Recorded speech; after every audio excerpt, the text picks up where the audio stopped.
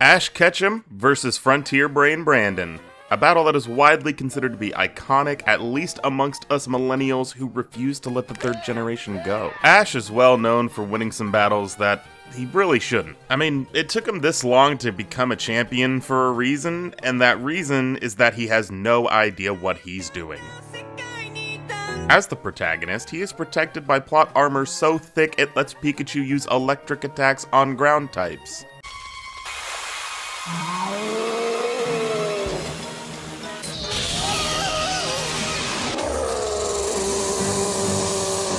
I'm gonna look at the battle between Ash and Brandon through the lens of a competitive player. I'll critique the strategies and see if I can come up with better ones to help Ash win easier. Now, I am well aware that the anime is way different than the games. It's not even remotely close to being a one-to-one adaptation. Stuff happens in the show that doesn't make any sense. I can't believe that worked! They're using thunder as armor!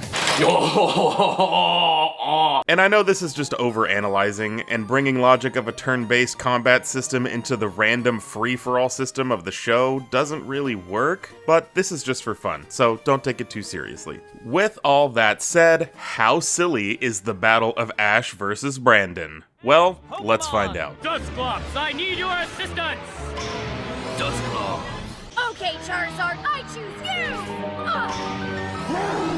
As the battle begins, Ash chooses his beloved Charizard to go toe-to-toe with Brandon's Dusclops. Now, looking at Ash's available Pokemon during this arc, I mean, he doesn't have much. I wouldn't say anything here is really effective against Dusclops in general. However, Charizard actually isn't a bad idea considering Dusclops can carry Will-O-Wisp, a fire-type status move that inflicts burn, which lowers the attack of the affected Pokemon while also doing damage every turn. But it has no effect on fire types at all. Not that Charizard would really care too much about having its attack lowered, considering all fire-type moves in Gen 3 are special, but whatever, it's something. We can forgive Brandon here for not evolving Dusclops because 1, Dusknoir sucks, and 2, Dusknoir doesn't exist yet. That being said, this was also before Eviolite, so Dusclops isn't quite as tanky here as he would be nowadays. Dusclops is a ghost type. This should be a pretty even matchup. A ghost type and a fire type. Yeah, that's pretty much what I'm saying. I don't even need to be here. Officer Jenny's doing my job for me. Charizard, flamethrower!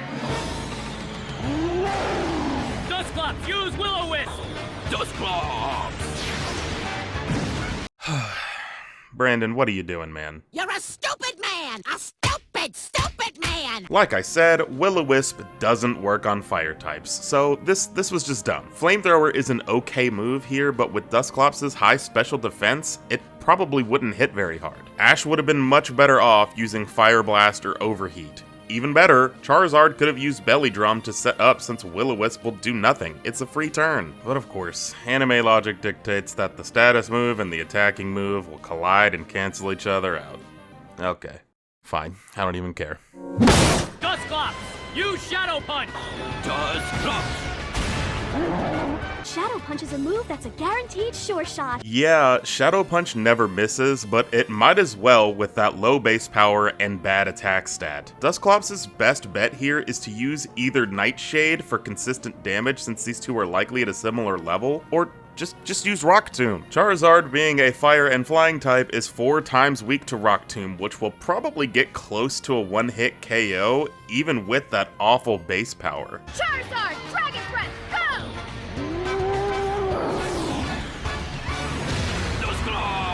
Alright, this does not look like Dragon Breath. It looks more like Dragon Pulse, which didn't exist yet. There's pretty much no reason to use this move here. Dragon Breath has low base power and doesn't even get the same type attack bonus here. It can paralyze, leaving Dusclops slow and sometimes unable to attack, but Dusclops is already really slow, and this would have been moot had Brandon taken our advice and had Dusclops use Rock Tomb to one-shot Charizard. Dusclops, mean look! It's called Mean Look. When it strikes a Pokemon, it can't leave the battle. Why? Why would Ash even want to swap out here when he clearly has the advantage? You have used 2 moves that do nothing, and one that did very little damage. It's like he wants his Dusclops to take a trip to the Pokemon Center. Charizard, use Steel Wing! Dusclops. Dusclops has got Charizard's wing! Now Confuse Ray! Yeah, whatever. Grabbing onto the wing is just anime logic and doesn't really mean anything in an actual battle. But the big deal here is that Charizard is now confused. Anyone who plays Pokemon knows that confusion is one of the most annoying things in Pokemon. Today, confusion has a 33% chance of having your Pokemon hit itself with confusion, but prior to Gen 7, this was 50%. And if it's your Pokemon, it's 100%. So Ash could really be in some trouble here. In real competitive Pokemon, hitting yourself in confusion twice in a row can sometimes be a game-losing scenario. But here, Brandon decides to follow up this incredible situation with another weak Shadow Punch and a move that would literally do nothing to a Charizard. And when Charizard snaps out of it, Dusclops gets hit with another Dragon Breath. And then Dusclops uses Will-O-Wisp again. Did I ever tell you the definition of insanity? It's like both of them are trying to lose. They're just using the worst moves possible. So after some more steel wing holding shenanigans, Ash commands Charizard to use Seismic Toss. A fighting move. Against a Dusclops.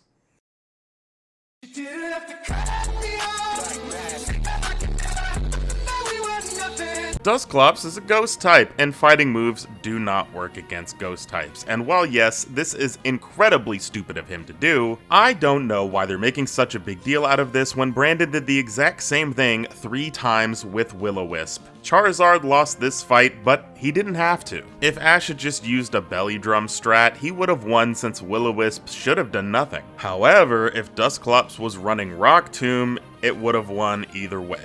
But Rock Tomb isn't a very common move, and Belly Drum is a common 3rd gen set for Charizard, so I think Charizard should have won this handily. Ash just made mistake after mistake here. You stupid. But anyway, Charizard is down for the count. One of Ash's strongest Pokemon at the time has fallen, so who is he gonna bring out next? You gotta do something about that Will-O-Wisp. He likes to spam it a lot, so you should probably bring something out that's gonna counter that.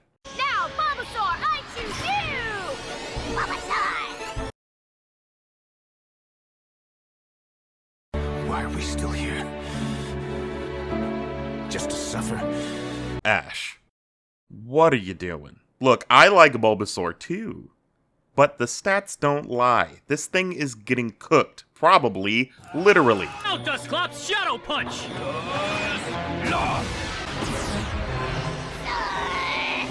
So, instead of using the Will-O-Wisp that he's been using over and over again that for some reason is a fire-type attacking move, Dusclops fires off another Shadow Punch before taking a Razor Leaf. I mean, despite Bulbasaur's abysmal base stats, it likely wouldn't go down to 1 Shadow Punch considering the base power and Dusclops' low attack stat. And Razor Leaf isn't even really a bad idea since it has a high crit chance. Depending on how low Dusclops was, I think it could have gone down right here with a crit. Mean Look! And then Mean Look again! Why? Why? Why Mean Look? It doesn't even do anything, Ash. Why are you so upset about this? While switching is super common in singles, it would be less common in this 3v3 or 4v4 setup, whatever they're doing. You don't always have a physical wall or special wall to swap into when you have that small of a team. So Mean Look is just useless here, but I already said that, so let's move on. Bulbasaur attacks with the Vine Whip and misses. Now Vine Whip can't miss, but it's anime logic, so it got dodged or whatever. Not that it matters, because Vine Whip has a pathetic 35 base power in Gen 3, coming off this awful special attack stat. Dusclops hits Bulbasaur with another Shadow Punch, which realistically should have knocked out such a weak Pokemon by this point. Leech Seed, Bulbasaur! Bulbasaur!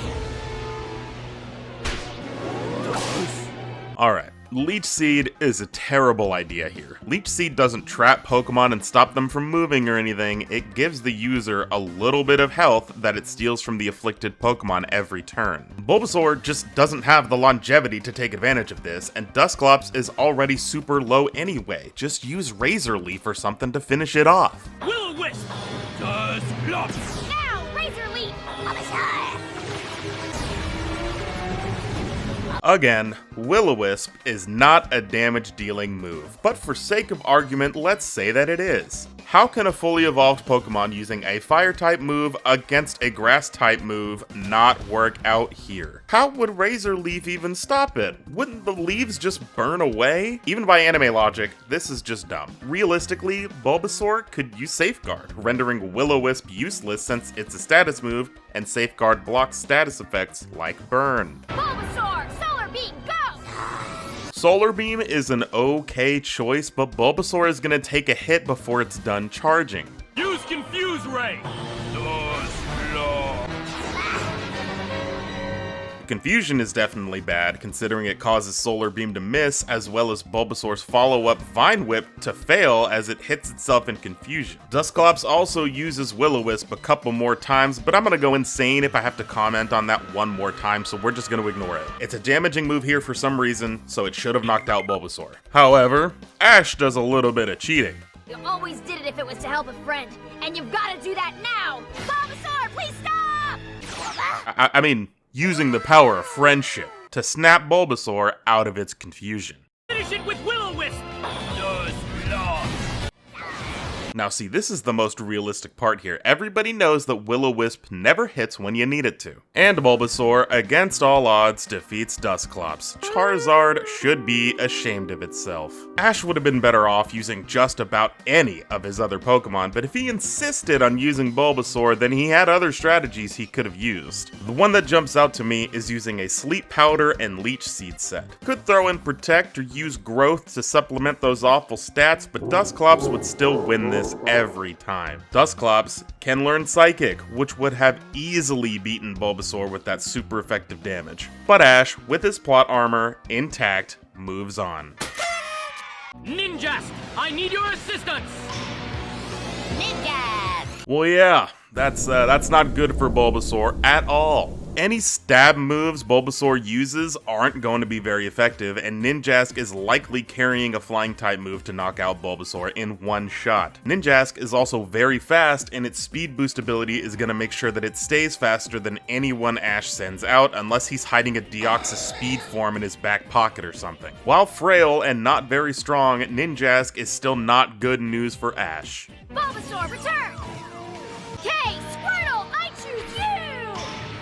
Squirtle! So, swapping out Bulbasaur is a good move, sure, but Ash is yet again sending out an unevolved Pokemon against a fully evolved one. See, I don't remember the context behind this at all. Is there a reason that he can, like, seemingly only use his Kanto Pokemon? Like, Ash, where is your Donphan, your Torkoal, your Swellow? Like, what are we doing here? Do you think this guy had a glow up or a glow down?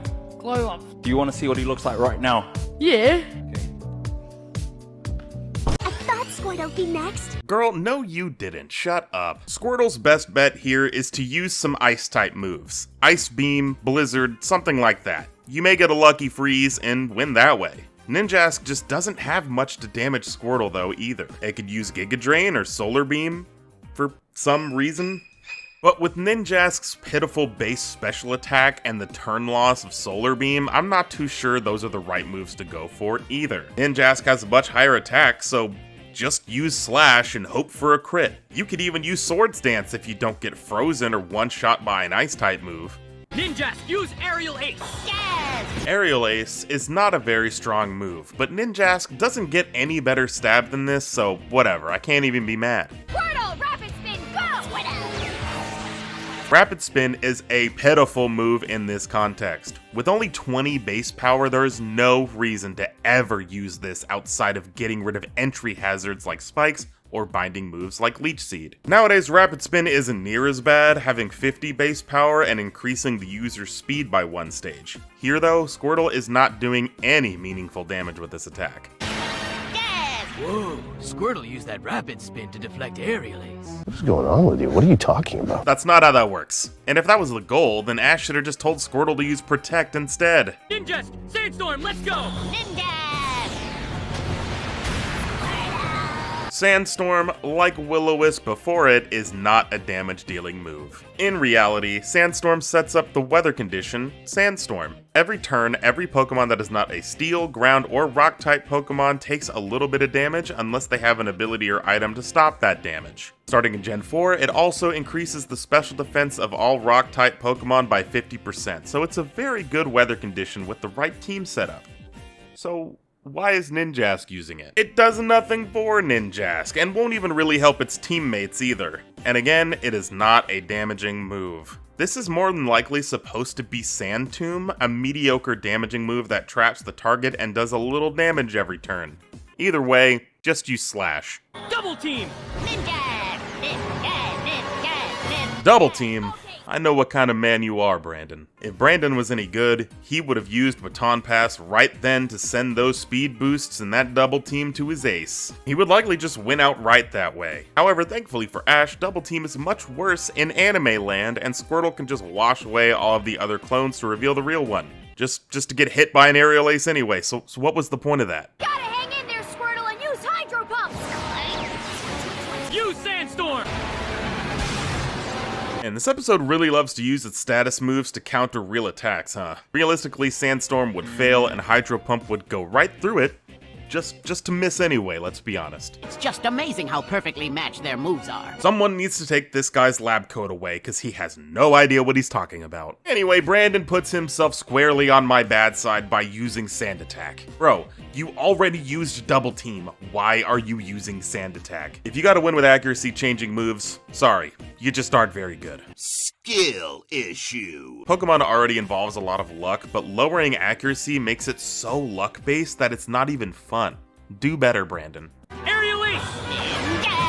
Dodge it and use Hydro Pump! It is insane enough that Squirtle is doing this while blind, but even more insane that he is dodging an undodgeable move. Aerial Ace bypasses accuracy checks. I wouldn't even make a big deal about this, but they literally brought up the same thing with Shadow Punch earlier. Shadow Punch is a move that's a guaranteed sure shot. Shadow Punch is a move that's a guaranteed sure shot. You can't dodge Shadow Punch, they said that. Well, you can't dodge Aerial Ace either. But whatever, Squirtle supposedly uses Hydro Pump to wash the sand out of its eyes. Yeah, okay. This allows Squirtle to use Skull Bash to counter another Aerial Ace from Ninjask. First of all, Skull Bash takes a turn to charge, so Squirtle is taking that hit. Secondly, don't use Skull Bash, it sucks. But this works out for Squirtle because it ends up knocking out Ninjask, so we ball, I guess. Solrock! I need your assistance! So this guy's supposed to be like a big deal, right? Solrock? More like mid-rock. Okay. Solrock is not very good, and Brandon sends it out against a water type. You didn't see that coming. So this is actually the most normal part of the battle so far. They use relatively normal attacks. I mean, personally, I wouldn't use Psywave, but that's just me. But up until Squirtle does its weird using Hydro Pump to launch itself off the wall thing, it's pretty normal. But when that weird thing does happen, Ash turns the Hydro Pump into a Rapid Spin. Rapid Spin, let's go! A normal type attack against a rock type. Why are you like this? This stupid mistake costs Ash the fight, ending with Squirtle getting easily finished off by a Solar Beam from Solrock. I think this is pretty obvious how Squirtle could have won this fight. Just land any Hydro Pump and you're golden. I mean, realistically, Solrock would have finished off Squirtle way before that though, since it is significantly faster. Just use Psychic. Squirtle was already low, just finish it off. So who is Ash's last Pokemon in this epic battle? Bulbasaur, I choose you! Bulbasaur's back again? Alright. I forgot Bulbasaur was still fine. This is a good matchup, but a bad one as well. Rock is weak to grass, yes, but Bulbasaur is part poison and Solrock is part psychic. One psychic attack and it's over. That's even ignoring the multiple fire type attacks Solrock can learn, which would also completely destroy Bulbasaur. Solrock, Psywave! Psywave again? Bad move. Dodge it and use Razor Leaf! Confusion! Razor Leaf should have hit and did significant damage since Confusion can't just stop an attack like this. It also definitely cannot send the attack back, but even if it could, Bulbasaur would resist it anyway. After this, Solrock uses Confusion, which grabs Bulbasaur to throw it against a wall, but somehow Bulbasaur snaps out of it and lands on its feet. What? Bro, what are you talking about, man? Yeah, the move Confusion, it doesn't work like a status condition. You can't just snap out of it. That would be like taking a flamethrower and being like, you know what? It's not even that hot. I'm not gonna take any damage from this. Shadow Ball now! Dodge it! Use Leech Seed, let's go! You can't just normally dodge Shadow Ball, it has 100% accuracy. Leech Seed is also not a very good choice. Bulbasaur has no longevity, especially against such a bad matchup. Solrock fires back with another Psy Wave instead of Psychic because I guess Brandon is allergic to that TM. 2319! We have a 2319! And Bulbasaur somehow survives. Solar Beam, let's go! It's time to show them our Solar Beam, Solrock! Oh! So they both knock each other out. Yeah, that doesn't make any sense. Of course, without using something like Explosion or a recoil move, Pokemon can't knock each other out at the same time unless they're using like a Life Orb or something. In this scenario, Bulbasaur quadruple resists Solar Beam, so it wouldn't knock it out unless it was at very low health. On the flip side, Solrock likely wouldn't survive a Solar Beam, even from such a weak Pokemon. Bulbasaur wouldn't have made it this far, realistically, but it certainly wouldn't have been knocked out by a Solrock's Solar Beam. Now, Pikachu, it's your turn! I need your assistance! Alright, so this is where Ash loses. Full stop. I know it's a meme that Pikachu is like level 1000 or something, but putting that aside, there is just no way Pikachu wins this. The only thing Pikachu can even try to do is paralyze the Regice and hope every turn is a paralysis roll. That's it. In Generation 3, all electric type moves were special. Strangely enough though, Pikachu has a higher attack stat than special attack, which is weird. Despite that though, Pikachu is primarily going to be using its electric attacks off of an awful base 50 special attack. And this is a problem because this is what Regice's stats are like. That's quite big. 200 special defense. Any electric attack is gonna hit Regice like a wet paper bag. I mean, Pikachu has some super effective tools like Brick Break, Iron Tail, but it doesn't really matter. Pikachu's middling attack stat isn't going to break through Regice's 100 base defense. Even the Light Ball can't help Pikachu.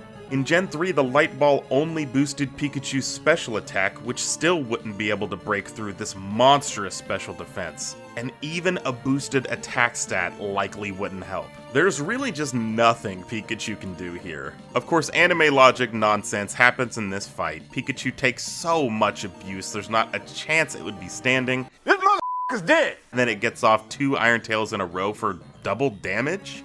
2 Iron Tails in a row! That's twice the power. Yeah, that's not how that works. You can't queue up 2 attacks before your opponent can choose 1. I'm not even going to analyze this battle because, well, nothing can really work in Pikachu's favor. He simply cannot make a dent in Regice. So, when Pikachu somehow withstands all of this damage and hits Regice with a Volt Tackle, it should just bounce off. Regice! Regice is unable to battle! And so, the winner is Ash of Palatown! Ash wins!